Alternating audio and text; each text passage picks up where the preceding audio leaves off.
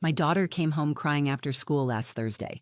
Her face was red, her eyes were puffy, and her fists were clenched around the straps of her backpack. Before I could even say hello, she dropped everything at the door and ran straight to her room. I could hear her sobbing from the hallway. I followed her in, sat beside her on the edge of the bed, and gently asked what had happened. She wouldn't look at me. She just shook her head and pulled her blanket over her face. I waited in silence. Eventually, she pulled the blanket down and whispered something I will never forget. She said, "You're a nobody." At first, I didn't understand. "Who said that?" I asked. "My teacher," she whispered, barely able to get the words out. "Miss Winsley, she said I'm just like you, a nobody." It felt like my chest caved in. I blinked. I tried to stay calm. What was happening when she said that? Lena looked at me, eyes wide with hurt. I messed up my lines during the history project. I got nervous and forgot what to say. Everyone was looking at me, and she just shook her head and said it under her breath, but loud enough for people to hear. I sat there in silence for a second, like my brain needed time to catch up to the words. Lena is only 9. She still leaves her stuffed animals lined up on her pillow every morning. She still calls me Mama when she's tired. And this teacher, someone I trusted to protect and encourage her, looked at my daughter at her most vulnerable moment and decided to hurt her even more by going after me. She said, "You're just like your mother, a nobody." My daughter had to stand there in front of her classmates hearing that. I could see how ashamed she felt, as if the insult had some truth to it, as if being like me was something to be embarrassed about. I held her. I told her that what her teacher said was wrong and cruel and that being like me wasn't a flaw.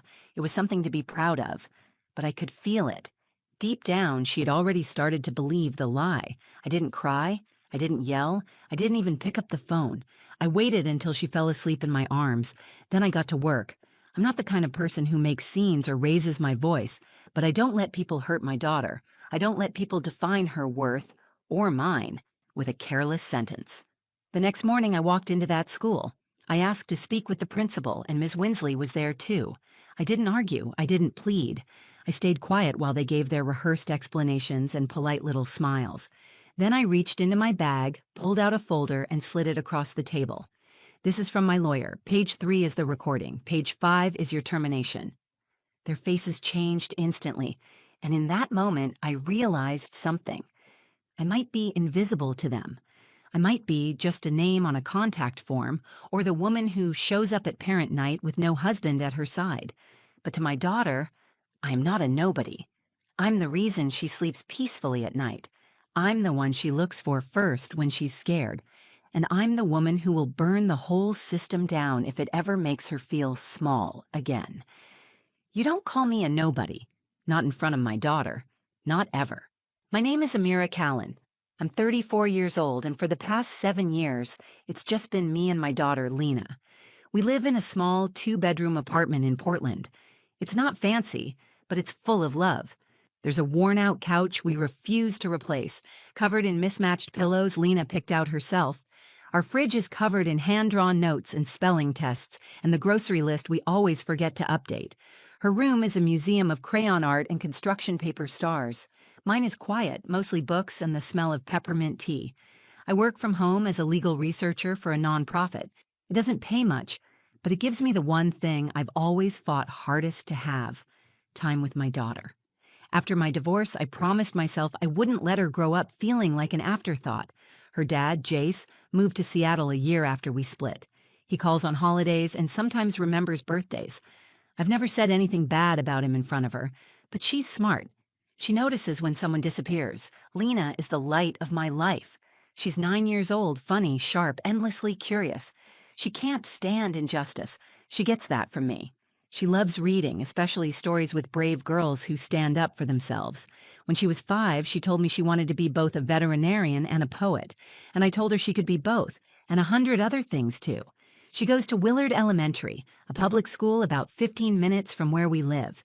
It's the kind of place where some teachers genuinely care and others are just waiting out their time. I always hoped Lena would land in the right hands.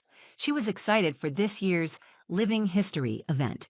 Each student was supposed to pick a historical figure and give a short presentation to the class. Lena chose Maya Angelou. We spent 2 weekends working on her costume. She wore a simple black dress and glasses and carried a notebook with quotes she had memorized. She practiced her lines every night before bed. I may be changed by what happens to me, but I refuse to be reduced by it. She repeated that one the most. She said it made her feel strong. The morning of the event, she was bouncing around the kitchen, too nervous to eat her cereal. I helped her pin her hair up and reminded her to speak slowly, make eye contact, and breathe. Right before she left, she looked at me and said, "Do you think Maya Angelou would have liked me?" I knelt down, fixed the collar of her dress, and said, "She would have seen herself in you." Lena beamed. She hugged me tight, then ran down the stairs with her backpack swinging behind her. I watched from the window until she turned the corner. The house was quiet after that. I made coffee, opened my laptop, and tried to focus on a contract analysis I was behind on. But I kept glancing at the clock. I imagined her standing in front of the class, nervously gripping her notes, remembering every line she had practiced. Around 3 o'clock, I was wrapping up a call when I heard the front door open with a crash. I turned and saw her, standing in the doorway, eyes red, lips trembling. She didn't say a word. She dropped her backpack, walked straight to her room, and slammed the door. I froze. That wasn't like her. She's emotional, sure, but she always talks to me. Always. I walked to her room, knocked gently, and opened the door. She was curled up on her bed, shoulders shaking, muffled sobs escaping from under her pillow. That's where the story truly begins. Not with what I did next, but with how I held her, how I listened, how I asked, again and again, what had happened until she finally told me. It was her teacher, Miss Winsley. She said those words to my daughter, in front of her peers. Words meant to cut, to humiliate, to silence. In that moment, something shifted in me. I didn't know exactly what I was going to do yet, but I knew this. I would not let that moment define Lena, and I would not let that woman walk away from it unchanged. This wasn't just about a teacher's cruel comment. It was about what it means when adults forget the power they have over a child's spirit. It was about what happens when someone tries to write your worth in someone else's voice, and I wasn't going to let that stand. After Lena told me what happened, I sat next to her in stunned silence. I kept my arm around her as she spoke, gently pulling the story out piece by piece. She told me about the classroom, how excited she had been at first, how nervous she felt standing in front of everyone.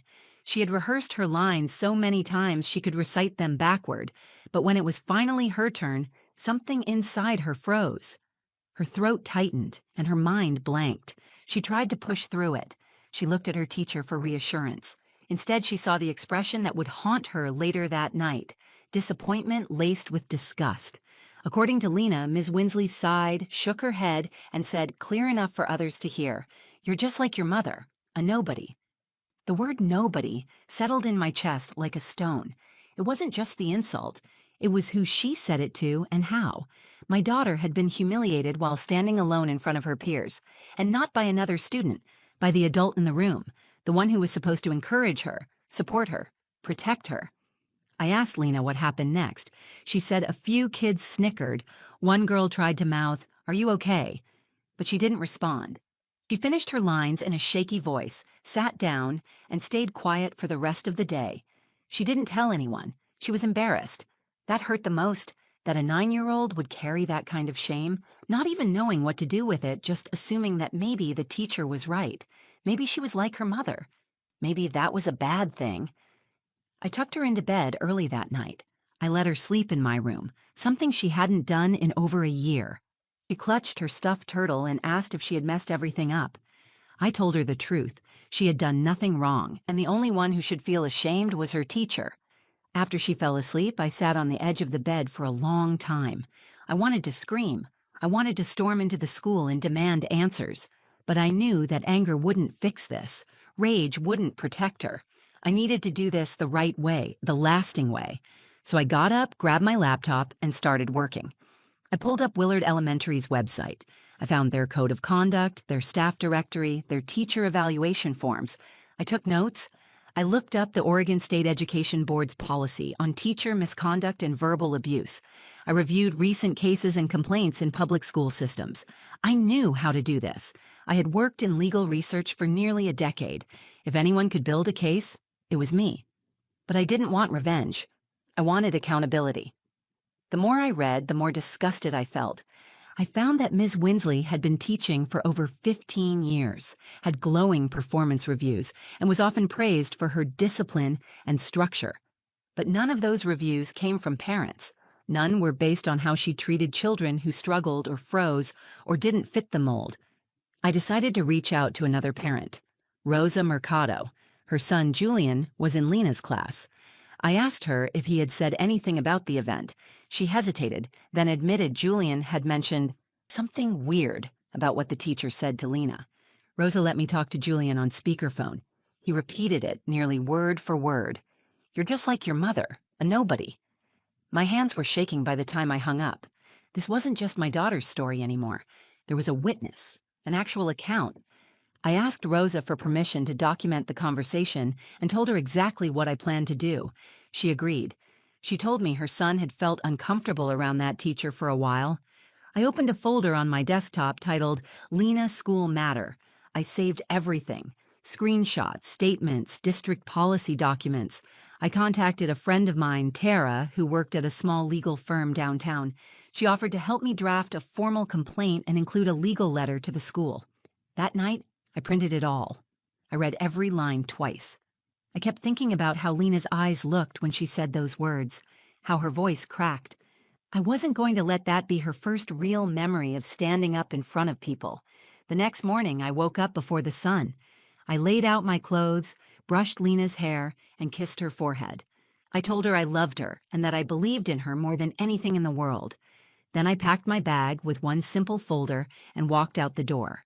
The school building looked ordinary that morning. Children filed in with oversized backpacks and sleepy faces.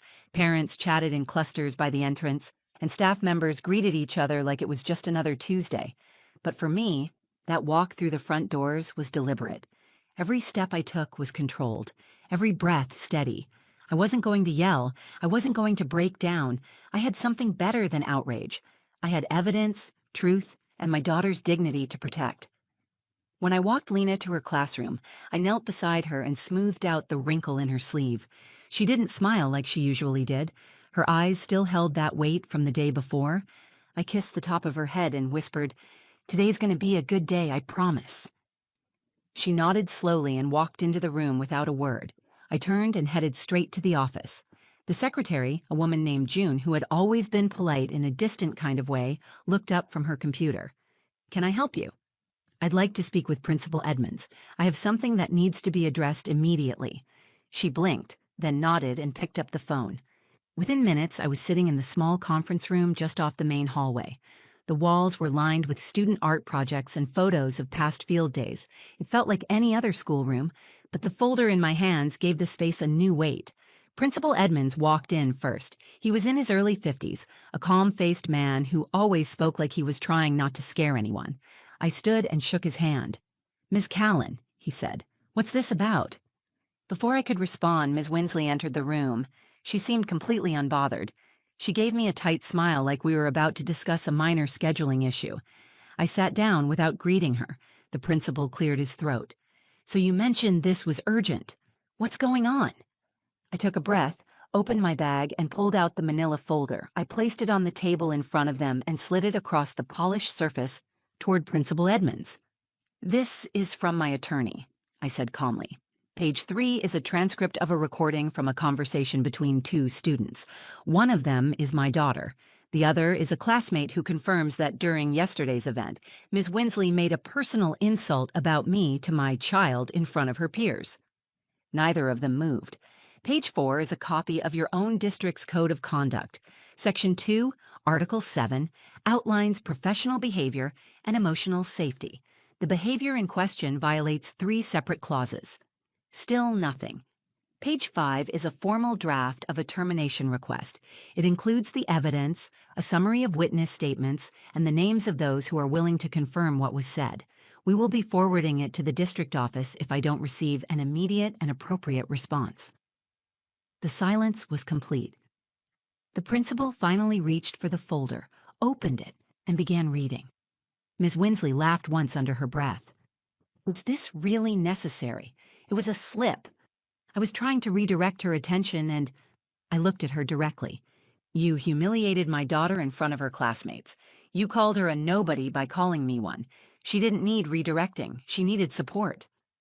I didn't say it like that. I didn't raise my voice. I didn't lean forward. I just kept my gaze steady. You said it, and a child heard it clearly enough to repeat it word for word. You don't get to minimize it now. Principal Edmonds looked visibly shaken. His hands were folded over the folder, his lips pressed together. He finally said, "Thank you, Ms. Callan. We'll be reviewing this immediately and contacting the district's legal team. I want you to know we take these kinds of matters seriously." I nodded once and stood. As I gathered my things, I looked at Ms. Winsley one last time. You told my daughter I was a nobody. You tried to use your authority to shame her. That may have worked on other kids, but not mine. You picked the wrong child, you picked the wrong mother. Then I left. As I walked through the halls, students were laughing, lockers were slamming shut, and teachers stood outside their doors chatting. It looked like any other school day. But for me, everything had changed, because I had stopped waiting for the world to do the right thing. I had done it myself. I didn't say a word when I left the conference room. I didn't need to. The truth was now sitting in black and white on the table in front of them. Let them read it. Let them sit with it. Let them realize what it meant when a mother stops asking for justice and starts demanding it. That evening, I got a call from the assistant superintendent's office. They had received my documentation and would be conducting an immediate internal review. I knew what that meant. It meant I had their attention. It meant they couldn't bury this. The next morning, Lena woke up more cheerful than I expected. She asked if she could take her art supplies to school so she could work on a poster during recess. I said yes. I watched her pack her markers into her pencil pouch and adjust the straps on her backpack. There was a quiet strength in her again. It wasn't completely restored, but it was returning. Later that day, I got another call, this time from Principal Edmonds. His voice was less polished than usual. There was hesitation in every word. "Ms. Callan," he said, "I wanted to inform you that Ms. Winsley has been placed on administrative leave pending the investigation. She will not return to the classroom during this process." I let the silence hang for a moment before I answered, "Thank you for letting me know." He began to offer an explanation, but I stopped him. "Mr. Edmonds, I'm not interested in excuses. I'm interested in outcomes. If you want to rebuild trust with families, you can start by holding people accountable." He paused, then simply said, "Understood."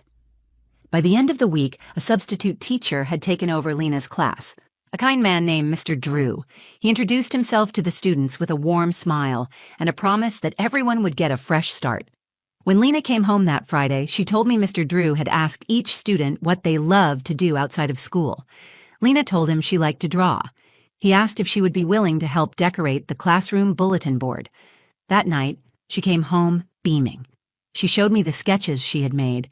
There were stars, animals, and a quote from Maya Angelou that she wrote in big purple letters. "Still, like dust, I'll rise." My chest tightened as I read it. She hadn't given up on her project. She hadn't given up on herself. A week later, I received a final letter from the school district. They had completed their review. The audio and transcript, along with corroborating witness statements, were enough to support disciplinary action. Ms. Winsley's contract would not be renewed. Her employment was officially terminated. The letter was written in legal language, but I knew what it meant. It meant they had no room to defend her. It meant the truth had weight. I didn't celebrate. I didn't post about it online or tell other parents in the pickup line. This wasn't about revenge or winning. It was about showing my daughter what it looks like to stand up without shouting, to fight without violence, to carry yourself with dignity even when others try to strip it from you. Later that month, we were sitting at the kitchen table after dinner. Lena was coloring, her tongue poking out slightly as she focused on staying inside the lines. Out of nowhere, she said, "Mom, I think she was wrong." "About what?" I asked. "About you being a nobody. I think you're the biggest somebody I've ever known." I couldn't respond right away. I just reached across the table and took her hand. That moment didn't undo what had happened, but it gave it meaning. It reminded me why I did what I did. Not for the adults in that school, not for the administration or the policies. I did it for the little girl in the black dress with the Maya Angelou quote in her hands, standing nervously in front of a room full of people, hoping someone would see her. And I did it because someone tried to make her feel small, but she isn't small, and neither am I. Life settled back into its rhythms, but something inside me had shifted. The school year continued, routines resumed, and the incident slowly faded from the headlines of conversation. But for me and Lena, things didn't return to the way they were. They became something better. Lena's confidence began to rebuild piece by piece. Her new teacher, Mr. Drew, was patient and thoughtful. He encouraged creativity, asked for student input, and made sure everyone in the room felt heard. It was a stark contrast from what she had known before. He never once brought up the incident. He didn't need to. He simply showed her what safe felt like. One afternoon, Lena brought home a flyer from school. It was for a storytelling night. Parents and students could take turns reading aloud, sharing something personal or meaningful. When she handed it to me, I expected her to ask if I would go. Instead, she asked if we could read something together. I was stunned. "You want us both to read?" I asked. She nodded. "Can we read Maya Angelou?" So we did. The following Thursday evening, I stood beside my daughter in front of a small crowd of folding chairs and supportive parents. We took turns reading stanzas from Still I Rise. Her voice was steady. She looked up from the paper often, scanning the room like she wasn't afraid anymore. And when we finished, the applause felt real, not loud or forced, but meaningful. A few people even stood. Afterward, one of her classmates came over and said, "That was so cool." Lena smiled without hesitation. She didn't look for my approval. She already had it in herself. That moment felt like closure, not because it erased what happened, but because it showed how far she had come, how far we had come. I thought a lot about what Ms. Winsley had said, about the word she used so casually, nobody, a word meant to belittle, to reduce, to make invisible. I used to think being quiet or modest made it easy for people to underestimate you, but now I know the truth. Strength isn't about being loud. It's about being grounded. It's about knowing who you are even when others try to redefine you. I also realized that Lena wasn't just learning how to be brave. She was learning how to be watchful. She had seen how I handled the situation, and she paid attention, not to the documents or the legal steps, but to the posture I kept, to the way I refused to meet cruelty with cruelty. I taught her that standing up for yourself doesn't require rage, just resolve. One night, as we were getting ready for bed, Lena asked, "Do you think she knew she was hurting me?" I paused. "I don't know what she was thinking, but I know she didn't expect you to stand back up." She was quiet for a moment. "You helped me do that." I smiled. "That's my job." A few weeks later, the school invited me to speak at a parent roundtable about communication and teacher-parent relationships. I almost said no. I wasn't interested in being a token example or a cautionary tale, but Lena encouraged me. "You're good at saying the truth without being mean," she said.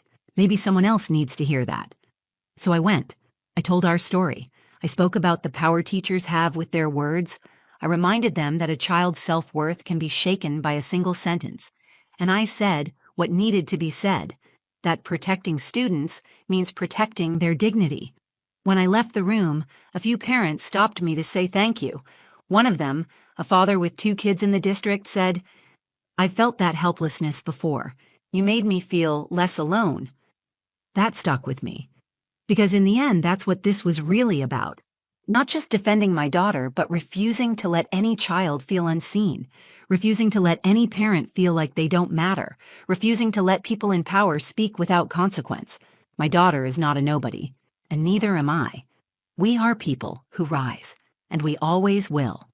If this story moved you, if it made you think about the words we use and the impact they leave behind, then share it. Share it with someone who needs to be reminded of their worth.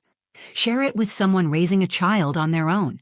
Share it with a teacher, a parent, a friend, because standing up doesn't always look like a fight. Sometimes it looks like a folder on a table and a child finding her voice again. If you believe in stories that make people feel seen, give this video a like, leave a comment. I read every single one, and if you haven't already, hit that subscribe button so you never miss the next one. This isn't just a channel, it's a space for real people, real voices, and the quiet strength we carry with us every day. Thanks for watching. I'll see you in the next one.